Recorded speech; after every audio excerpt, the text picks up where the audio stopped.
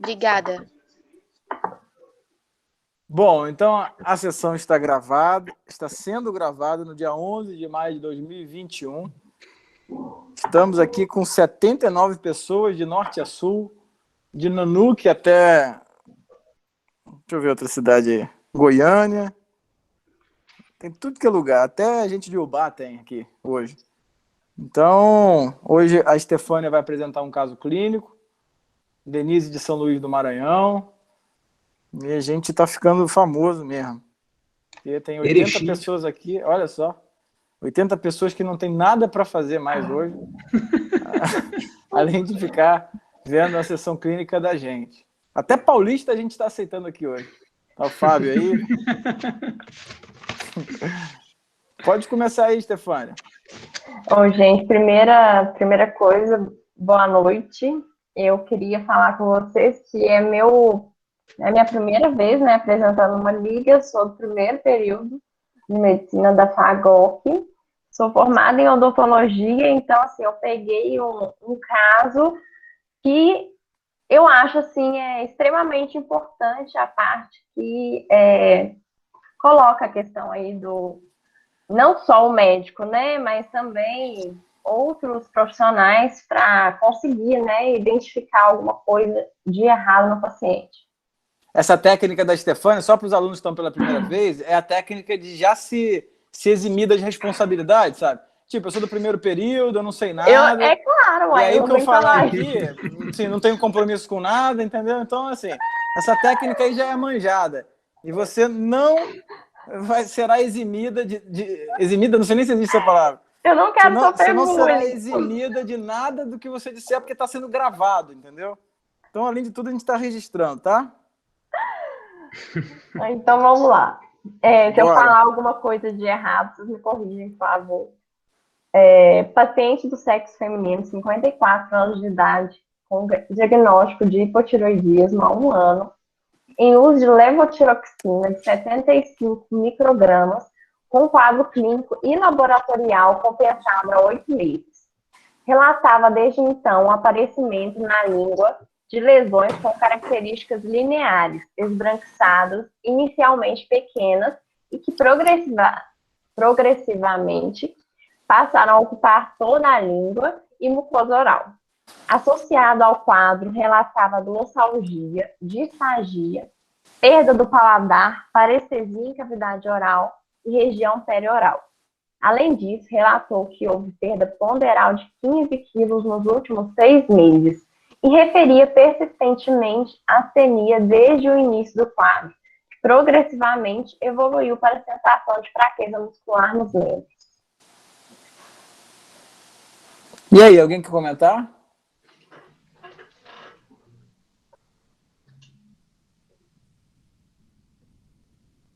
Opa, boa noite, pessoal. Boa noite, Bruno. Ouvindo a leitura da Estefânia, uma das coisas que mais me marcou numa mulher de 54 anos com a história de hipotireoidismo já tratada é essa perda de peso. 15 quilos em 6 meses me chama muito a atenção, inclusive para levantar como suspeito uma síndrome consumptiva para o caso, né? Fica a dúvida. E associando essa perda de 15 quilos em um único semestre, associada a essas lesões lineares, esbranquiçadas em toda a língua, me faz sugerir uma possibilidade de uma infecção por Epstein-Barr, aquela leucoplasia pilosa, mas é só uma suspeita. A imagem poderia ajudar, vai ajudar nesse caso. Então, eu pensaria em algo do tipo e seguiria por uma doença infecciosa, até neoplásica, quem sabe, para justificar essa perda de peso. Quem sabe um HIV ou algo do tipo. Pois é, acho que é por aí mesmo. A gente tem que ver o que está acontecendo, né? Pedro levantou a mão, a palavra é sua. Essa perda de peso aí também pode ser que ela, por alguma razão, tomou o medicamento de forma errada e de um quadro de hipotireoidismo veio a ter um quadro de hipertireoidismo, por exemplo. Sempre lembrar da forma que o fármaco está sempre sendo tomado, né? Isso aí, a galera que é clínico, os clínicos raiz aí, eles têm isso sempre no alerta, né? Muito bem lembrado. Natália, abre o microfone. Não, é que alguém ali em cima falou, né, que tem que verificar se essa perda de peso pode ser por uma síndrome consumptiva ou por consequência da disfagia, né? Há quanto tempo essa pessoa está com disfagia se ela não está comendo? E aí eu percebi que além da disfagia tem também a perda do paladar, que pode influenciar muito, né, no apetite dessa pessoa. Uhum. O que é muito interessante, que eu acho que é perda ponderal com alguém que provavelmente não está comendo, né? Normalmente o hipertiroidismo o paciente come, né? Aquele cara que está perdendo peso, mas está comendo, pensando no hipertiroidismo iatrogênico, né? As doenças que o cara perde peso comendo, é diabetes e hipertiroidismo, né? Tem muitas outras que vão, a não ser uma síndrome desabsortiva, mas aí tem um quadro de diarreia muito exuberante, né? Que não é o caso, mas essa paciente parece que está perdendo peso por baixa ingesta proteico-calórica, né? Provavelmente. Ô Bruno, uma coisa que eu fiquei pensativo também em saber se ela se fez alguma cirurgia, alguma gastrectomia, por exemplo, porque esse quadro neurológico com disfagia me lembrou um pouco de deficiência de vitamina B12. Não explica muito bem essa parte da língua branca, né? Mas essa evolução do quadro neurológico me chamou bastante atenção para essa causa. Tá. Isso aí, cara. Só um detalhe da anamnese também curioso, assim, sensação de fraqueza é foda, né? Porque fraqueza não é uma sensação. Fraqueza é um dado objetivo do exame físico, né? Então eu fico assim, a sensação de fraqueza. Sensação de fraqueza tem um nome, astenia. Né? Porque a fraqueza ela é objetivamente a incapacidade de um músculo ou de um grupamento exercer um trabalho que ele é capaz. Né? A sensação que ele não está com fraqueza não é bem uma fraqueza, é uma astenia. João Vitor, levantou a mão. Será que por esse quadro de disfagia dela não conseguiria estar se alimentando normalmente? E isso aí poderia estar causando a ela algum déficit de vitamina que influencia direto a função neurológica dela? É uma boa pergunta, né? Agora, qual vitamina? Você falou déficit vitamínico, né? Então, assim, qual vitamina você está falando? Talvez complexo B1, vitamina, alguma coisa assim. É um pensamento, né? Assim, essa língua branca aí, para mim, tem que ser vista. Pode passar? Não, peraí, deixa a galera falar mais, né? Fábio, Breno... Essa imagem da língua, você tem a imagem da língua? Tenho, mas a imagem que está no artigo, ela não está muito bem evidente, não. Está mostrando que tem região ulcerada. Tá. Mas parece que deu um estalo aqui na luz que não dá para ver muito bem, não. Olha, eu pensaria a princípio, né, supondo que esse hipotireoidismo está compensado, né, ele frisa isso na história, então eu não pensaria, eu sempre gosto de dar uma reavaliada, se não tiver exame recente, às vezes aconteceu alguma coisa, mas, a princípio, vamos pensar que esse hipotireoidismo está compensadinho. Eu acho que dá para pensar em uma síndrome desabsortiva, tá? Eu já vi alguns quadros de síndrome desabsortiva de fazer carência de ferro, de vitaminas do complexo B, sem ter aquela diarreia proeminente, né? No adulto isso é mais comum. Você pega, por exemplo, uma doença celíaca no adulto, muitas vezes ele tem muito pouca queixa intestinal. Às vezes tem uma distensão, um mal-estar inespecífico, mas não tem aquele quadro de diarreia importante e acaba tendo uma absorção de vitaminas do complexo B, de ferro. Essa sensação de fraqueza que o Bruno falou, provavelmente uma tocada aí justificaria isso, né? Claro que um emagrecimento desse tamanho, né, dessa monta, a gente tem que pensar em si, tá? Mas eu, a princípio, iria um pouco para esse lado, pensando em alguma doença do trato gastrointestinal, talvez uma tendência minha, né? Uma síndrome desabsortiva, às vezes uma carência de piridoxina, costuma mais dar lesão de bota em luva, né? Não é tanto isso, mas é uma coisa para se pensar. Mas eu iria, a princípio, por um lado. Eu acho que, além do exame físico, se fosse para escolher um exame para pegar nesse início, um hemograma, eu começaria talvez por aí. Tá? Mas eu pensaria um pouquinho para esse lado. Essas lesões até da língua, às vezes, pode ser deficiência de ferro, viu? Então, a quelite importante é a própria deficiência de piridoxina. Eu acho que... desculpa. Não sei se a Estefânia, que é dentista, concorda com o que eu falei, em relação à cavidade oral, né?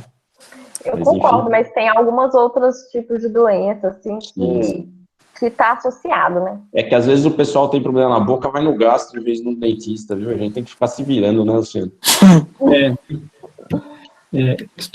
Estomatologista é gastro, porque a maioria é dentista, mas nunca está na nossa região, né?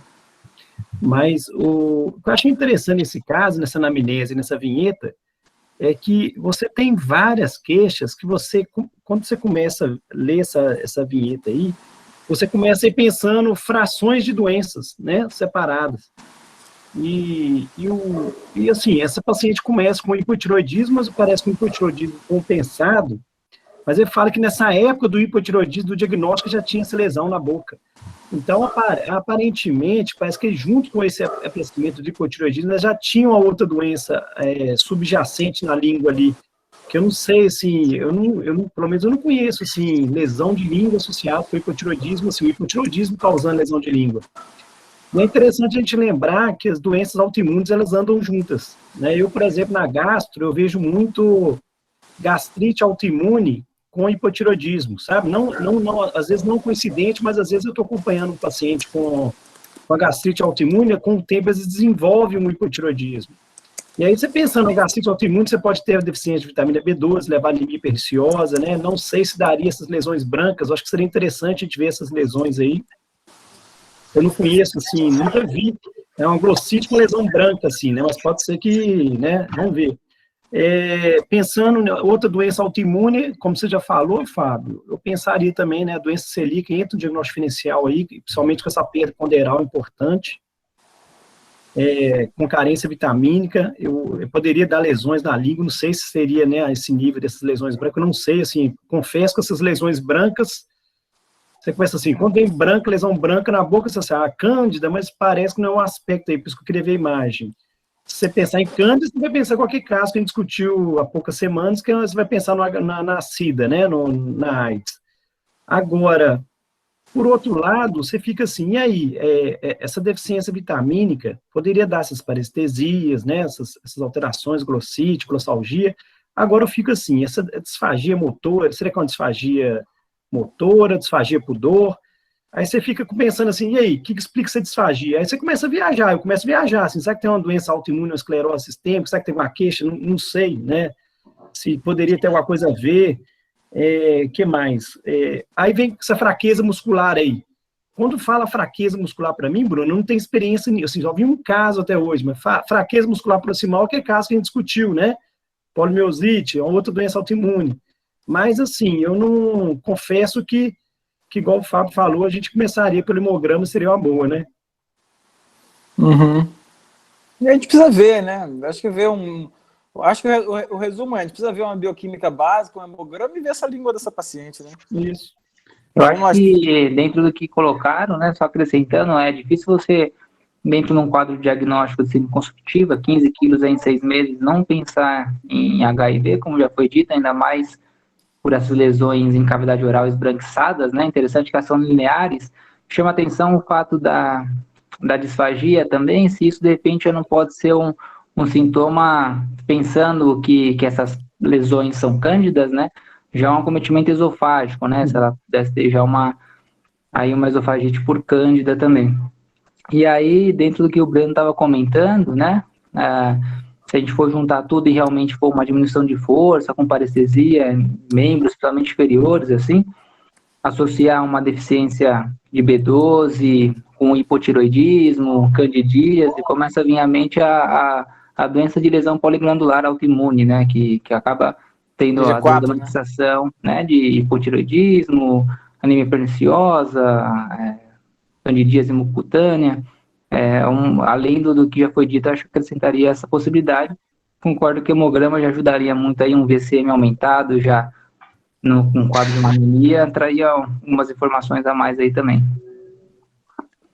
Só complementando uma coisinha, se a gente pensar, atribuir essa lesão da língua a algo infeccioso, uma coisa que a gente poderia associar muito, que às vezes a gente esquece, né, e que estaria junto com uma síndrome desabsortiva, Gente com doença celíaca pode ter muito frequentemente deficiência de GA, e aí poderia ter maior predisposição a fazer lesão em mucosa, tá? Então seria uma boa possibilidade para ela, explicaria muita coisa. Eu acho que seria, e está muito associado com Hashimoto, com hipotireoidismo também. Então ainda fico nessa linha aí. Beleza, pode ser. Breno, você tem que dar o voto. Você tem que dar... vamos lá, Breno, diz o que a gente tem que fazer, cara. Porque eu só confio em clínico. Agora, o que me chama a atenção nesse negócio aí é a evolução, na verdade, né? Só tem 1 ano que a mulher está com lesão na boca, o negócio vem progressivo. Coincidência ou não com o início do uso da levotiroxina aí. Eu teria que dar uma olhada para ver se levotiroxina pode dar, eu nunca vi, né? Mas não escapa disso também, não. Eu acho que todo mundo abordou aí as possibilidades que eu pensei também, sabe? A única coisa que eu acrescentaria era isso, um quadro muito esquisito e muito junto o diagnóstico aí de hipotireoidismo, início de levotiroxina com aparecimento das lesões. Talvez alguma associação, mas aí teria que dar uma estudada. Isso acontece, tá, gente? Você fica vendo a gente aqui careca que acha que a gente sabe tudo, sabe porcaria nenhuma. A gente pensa nos negócios, você tem que estudar para ver se tem alguma associação, se não tem. Então, pegar a levotiroxina lá, ver se tem alguma associação, que é um quadro meio que alérgico, uma farmacodermia, não vem desse jeito, mas sempre tem que tentar juntar alguma coisa a mais. Eu acho que a história, os exames aí e o exame físico vão ajudar. Só uma coisa, Bruno. É interessante isso, né? Que quadro que é muito baseado na imagem, né? Uma lesão de língua, uma lesão de boca, uma lesão cutânea. Quando a gente não vê, é outra história, né, cara? Às vezes você vê lesão assim, pô, em 2 minutos você olha ali, pô, é isso, não tem muita... Então, assim, sem ver a lesão fica muito mais difícil, né? Agora, é um quadro realmente que tem muita coisa, né? Talvez tenha um acometimento neurológico, tem esse acometimento de mucosa oral, certamente, tem essa disfagia, e às vezes, só para os alunos também, né? Às vezes é muito difícil você diferenciar a doença esofagiana maligna e benigna, né? Porque o doente emagrece pelo tumor de esôfago, mas também emagrece por disfagia de alguma doença benigna, por disfagia, por acalásia, por outras causas, né? Então, acaba que doença do esôfago, às vezes, não dá para definir que ela seja maligna só pelo emagrecimento do doente, né? Às vezes você precisa somar outras coisas, né? Juntar outras coisas para definir. E uma coisa interessante também, que pelo menos comigo aconteceu, quando eu li a vinheta, eu falei, cara, que troço esquisito, não faço ideia do que é isso. Lesão linear, esbranquiçada, essa descrição da lesão, assim, falei, cara, dor na língua, perda de paladar, troço estranho, eu não faço ideia do que é. Mas aí, porra, você vai pro doente que perdeu 15 quilos, aí a gente já tá mais em casa, né? Porque aí a gente já vai pensar nas coisas que podem dar uma síndrome consumptiva associada a um quadro cutâneo, um quadro de mucosa, né? E aí é o que o pessoal falou aí mesmo, né? Acho que não tem muito para onde correr. Mas essa foi a impressão que ficou para mim. Importante sempre na anamnese, né, perguntar se a perda ponderal veio associada à diminuição da ingesta, né? Sim. Isso faz muita diferença. A gente está supondo que teve porque ela estava com dor na língua, né, perda do paladar, disfagia, né? Dificilmente ela mantém a ingesta. Mas é muito importante perguntar isso, tá? Às vezes o paciente tem um sintoma gastrointestinal mais leve, mas é o suficiente para ele diminuir a ingesta, e justificaria o emagrecimento, tá? Fica a dica para os alunos aí. Pode passar, Stefania. Bom, gente, primeira coisa que não é essa língua, tá? Porque é uma mulher e é nitidamente que é um homem. Eu só pus para ilustrar, para quem não sabe, né, o que é uma ulceração, né, uma língua ulcerada, no caso, não é nem muito esbranquiçada aqui, que não tem lesões brancas, não. Então, a língua com lesões ulceradas em toda a sua extensão, voltando ao caso, né? Aspecto linear, com secreção esbranquiçada das bordas e atrofia de hemilíngua esquerda. Mucosa oral hiperemiada, ausculta cardíaca e pulmonar normal. Mamas sem alteração, abdômen plano, flácido e indolor à palpação, sem alterações de vísceras ou massas palpáveis, membros inferiores com edema, uma cruz em 4. Peraí, olha só. Essa atrofia de hemilíngua aí que tá esquisito, hein? Com parestesia perioral e atrofia de hemilíngua esquerda. Tem uma lesão aí de nerviano. É. E é engraçado, né? Batendo o olho aí, além da curiosidade aí, dessa mulher ter barba, né? Mas você já explicou que Não é. não é ela. Assim, tirando isso, Eu não consegui achar uma imagem boa. vou te falar, na minha experiência aqui, se eu batesse o olho, eu ia falar que era língua geográfica, fora de um contexto, eu não ia dar bola para essa língua, não, cara. Também não. Eu, de verdade, eu não tô identificando nenhuma doença por essa língua. Tá? Pode ser ignorância minha mesmo. Olha, eu tô pensando em língua geográfica desde a hora que eu olhei para esse troço aí. Não... Nossa, exatamente, gente. cara. Não é possível. Vai tirar onda, Stefania? Eu trouxe um caso tranquilo aqui, ué. Que você tá Eu tirando sou aluna do primeiro período, não é possível. Eu vou lembrar de hoje, mais pra frente. Não me vem nada. O que eu tô achando esquisito aí é essa atrofia de hemilíngua. Tá? Aí você vê que tem um edema aí de uma cruz, né? E aí faltou também o exame neurológico agora, né? Com a atrofia de hemilíngua, o exame neurológico seria fundamental, né? Tem, Stefania? Tem.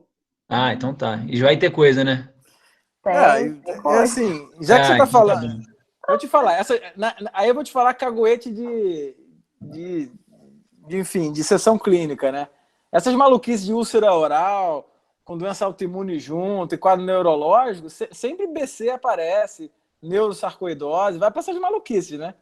E assim, do jeito que a Stefania tá tupetuda, deve ser uma maluquice dessa mesmo. Mas essa úlcera oral aí, dessa língua que você escolheu, não dá pra bater o olho e falar que isso é úlcera oral, não, hein? Mas tudo bem. Claro que é, gente. Ó, o tombo vai ser mais alto, hein? Isso eu tô falando. Pode passar? Pode. Ó, o exame neurológico. Pares cranianos inalterados. Força muscular grau 4, proximal e 5 distal nos membros superiores e grau 5 proximal no membro inferior direito e 4 proximal no membro inferior esquerdo e grau 5 distal bilateral nos membros inferiores. Reflexo grau 3, global e simétrico. Sensibilidade normal, profunda e superficial. Essa mulher tem 6 pernas, é isso? Pô, você descreveu o exame de 8 membros. Então, aí dificulta também, né? Tá escrito no artigo, gente. Então explica aí, porque você tá falando de 4 pernas.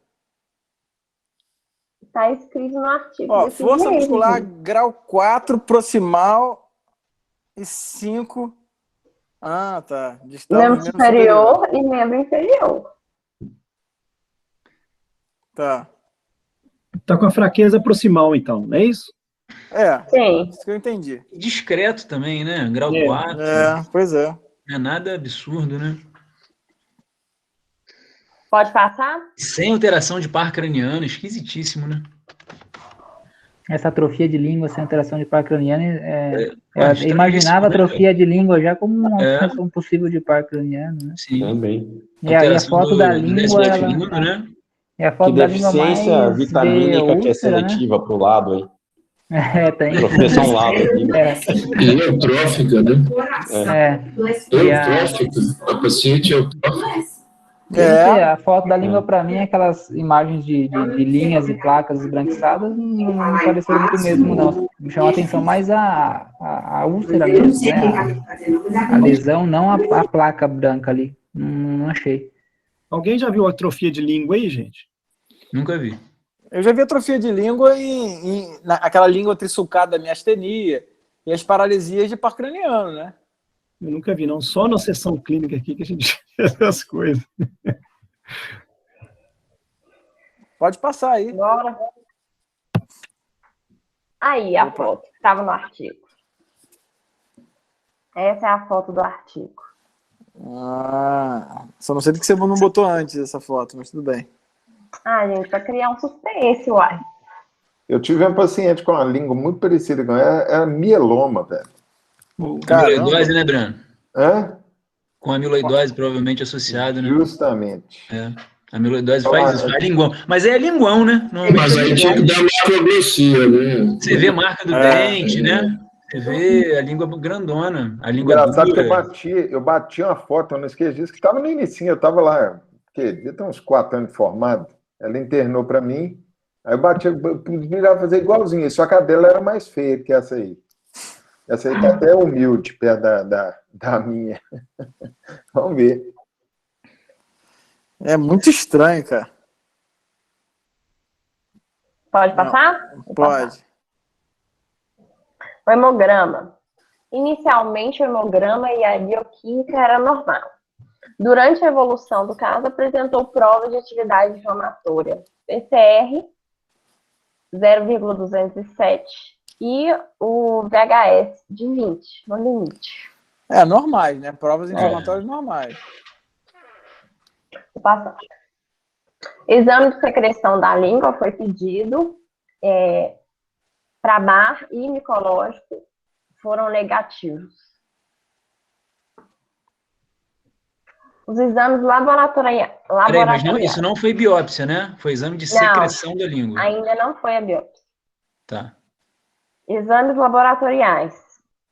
Primeira dosagem de CPK, 2.390, alterada. Fator reumatoide, está dentro do normal. Sorologia, hepatite B e C negativo. Antitireoglobulina, 1080, alto. Antiperoxidase, 61,6, né? Até 35 ali está alto. O THS está dentro do limite. T4 livre, dentro do limite. Crioaglutininas, 1 por 32. O FAN deu alterado. Segunda dosagem para CPK alterada. E o exame para CA 125 dentro do normal. Parece uma polimiosite, né? Pois é. Fraqueza muscular, alteração de CPK. Sim. Mas aí a língua que não tem nada a ver mais com a história, né? Então. Uma superposição de doença, né? Uma polimiosite associada a uma doença que está ulcerando a língua, mas o caminho está para a doença autoimune, né? Descartou tuberculose, descartou hepatite C, hepatite B, né? Enfim. Próximo passo agora, todo mundo faria biópsia da língua?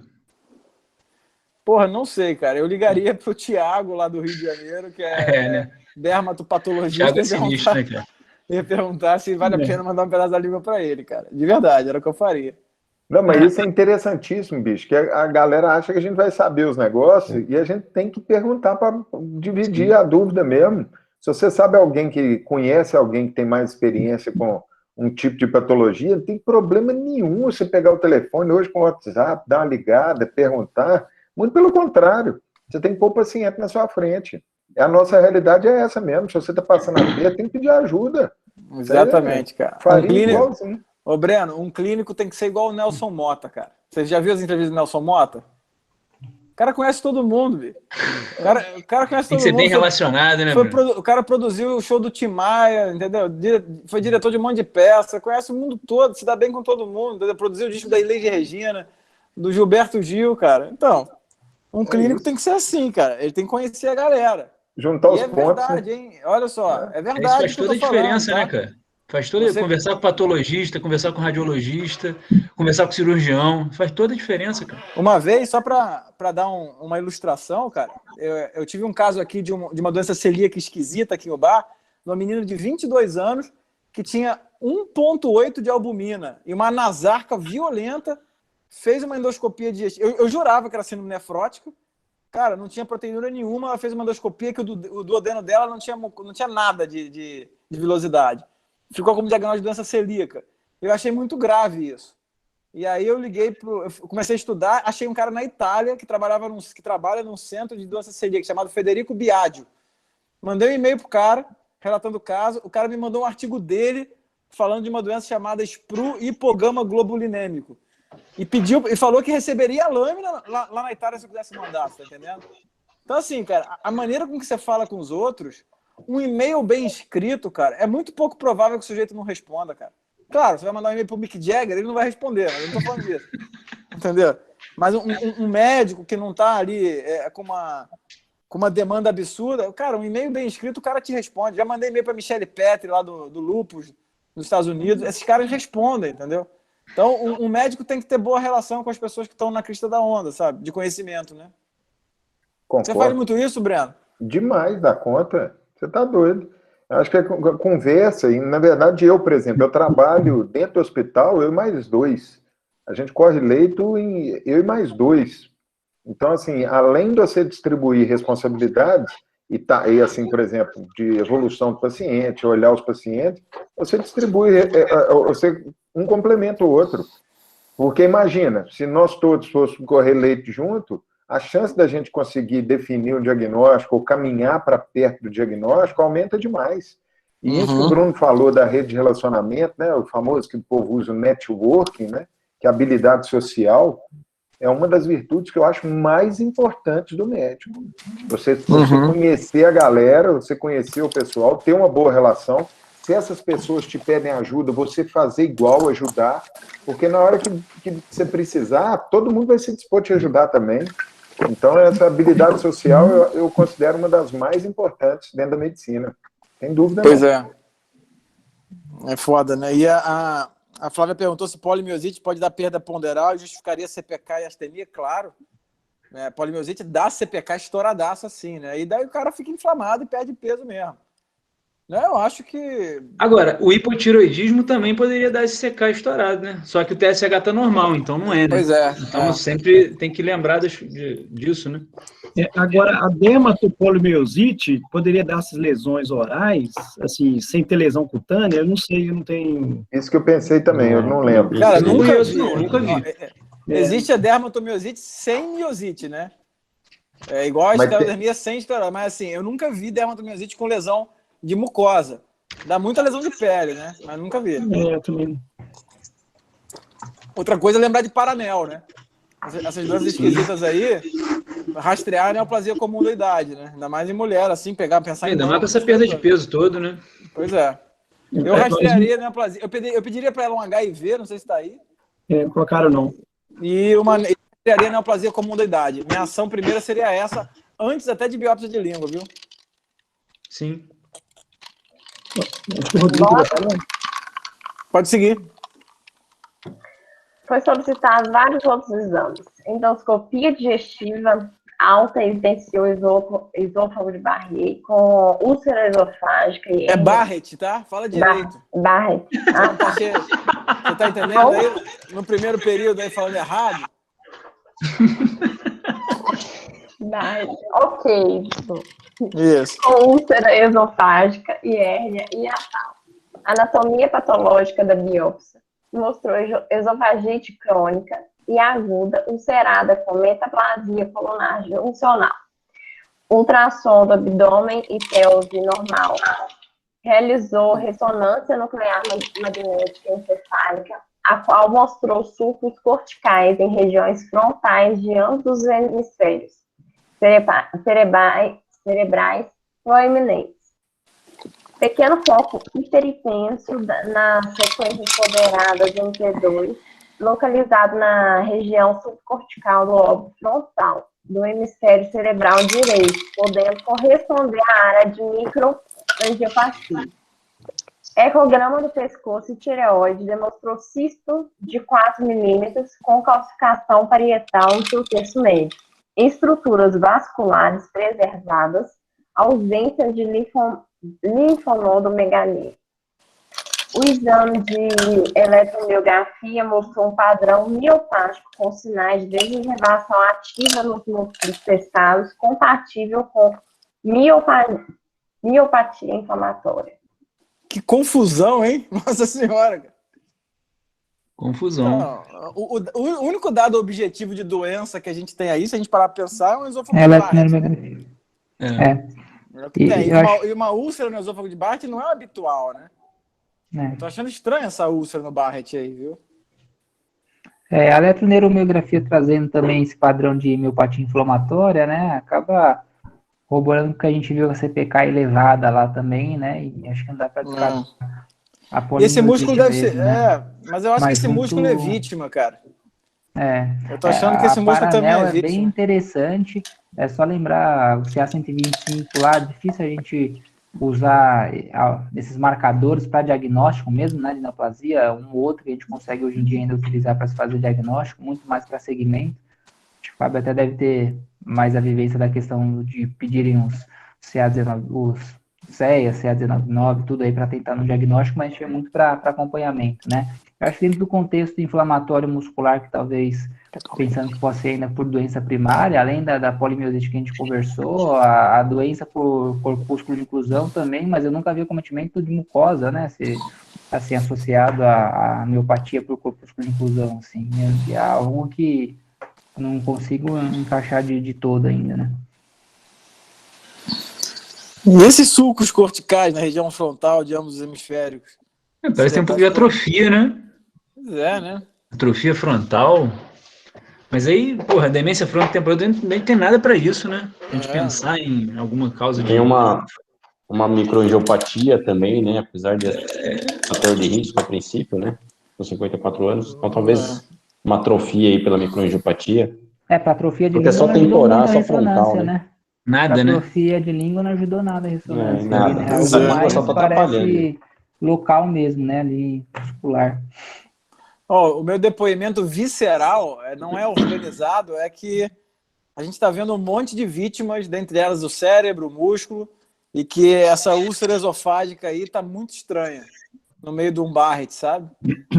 Isso, sei lá. Aí o Luciano pode falar melhor, né? Não, assim, eu sempre com o pé atrás, igual você está falando, assim, eu já tive casos de paciente com esôfago de Barrett, com biópsia mostrando displasia, que eu falo sempre com os alunos, na biópsia é uma gota no oceano, que eu nunca confio numa biópsia só, no caso desse eu mando biopsiar de novo, para afastar uma neoplasia ali, que às vezes biopsiou num pontinho ali, ou às vezes o câncer está do lado, né, às vezes naquela região onde biopsiou ali não tem a neoplasia, né, então assim, eu costumo repetir essas biópsias aí. Se vier positivo, dá para confiar, mas se vier negativo, sempre vale a pena rever, né?